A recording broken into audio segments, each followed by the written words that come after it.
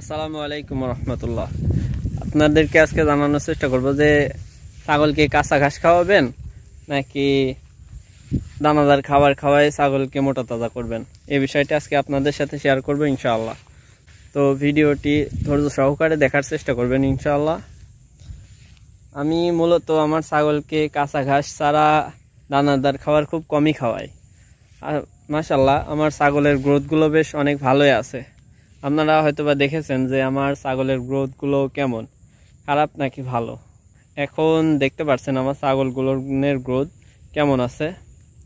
তো মূলত আমি আসলে কাঁচা ঘাস খাওয়াই, আর দেশীয় ঘাসই বেশি খায় আমার ছাগল, যেহেতু আমার কাঁচা ঘাস একটু সংকট আছে। আর আপনারা হয়তোবা জানেন যে আমি মাঠে কাজ করে থাকি, আমার বাপের তেমন জমি জায়গা নেই, আমি অন্যের কাজ করে থাকি।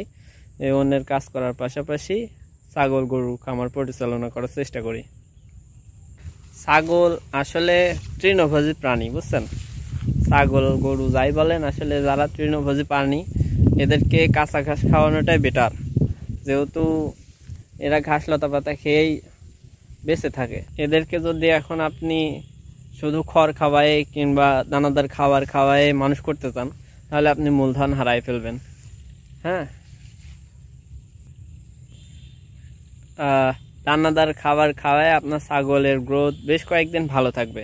তবে আস্তে আস্তে যখন 1 মাস 2 মাস 3 মাস পর পর শুধু দানাদার খাবারই খাওয়াই যাচ্ছেন, ওর সাথে শুধু খড় খাওয়াচ্ছেন, তাহলে আস্তে আস্তে ছাগল গরু যাই বলেন এদের রোগ প্রতিরোধ ক্ষমতা কিন্তু কমে যাবে। আস্তে আস্তে এদের রোগ প্রতিরোধ ক্ষমতা কমে যাবে, ফলে আস্তে আস্তে এদের গ্রোথও খারাপ হতে থাকবে। যতই বাইরে দেখতে তাদেরকে ভালো লাগুক, কিন্তু আস্তে আস্তে তারা দুর্বল হয়ে যাবে, তারা আর সহজেই করে উঠবে। কাঁচা ঘাসের মধ্যে আল্লাহ তাআলা তাদের সম্পূর্ণ পরিমাণ পুষ্টিগুণ দিয়ে দিয়েছেন। আর যে সকল দানাদার খাবার খাওয়ানো হয় এগুলো আমি খাওয়াতে নিষেধ করছি না, আপনারা খাওয়াবেন, প্রতিদিনই খাওয়াবেন, কিন্তু পরিমাণ মতো অল্প করে খাওয়াবেন, পরিমাণ মতো খাওয়াবেন। এক কথায় শুধু দানাদার খাবার খাওয়াই যে আপনি ছাগল গরু মানুষ করতে যাবেন, তখন কিন্তু আপনার লাভ করতে পারবেন না।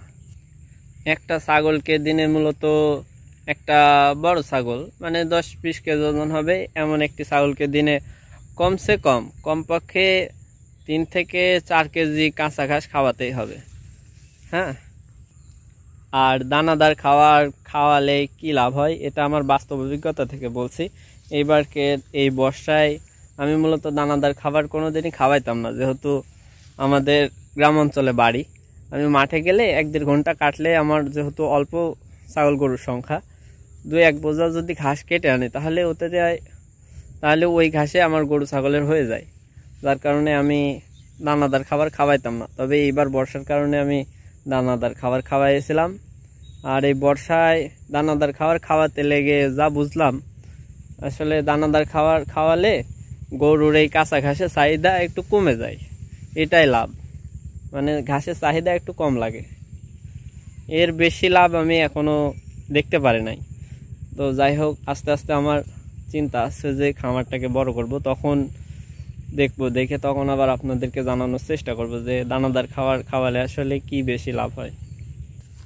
কাঁচা ঘাসের মধ্যে ছাগল তার সম্পূর্ণ পুষ্টি পেয়ে যায়, যেখানে আর কোনো সমস্যা নেই। এই কাঁচা ঘাস খাওয়ালে ছাগল গরুর পুষ্টিগুণের আর কোনো সমস্যা হয় না। তাই আমার মতামত থাকবে যে আপনারা কাঁচা ঘাস খাওয়ানোর চেষ্টা করবেন। দিনে কমসে কম একটা ছাগলের জন্য 3 থেকে 4 কেজি কাঁচা ঘাস খাওয়াবেন, তাহলে আর কোনো সমস্যা হবে না।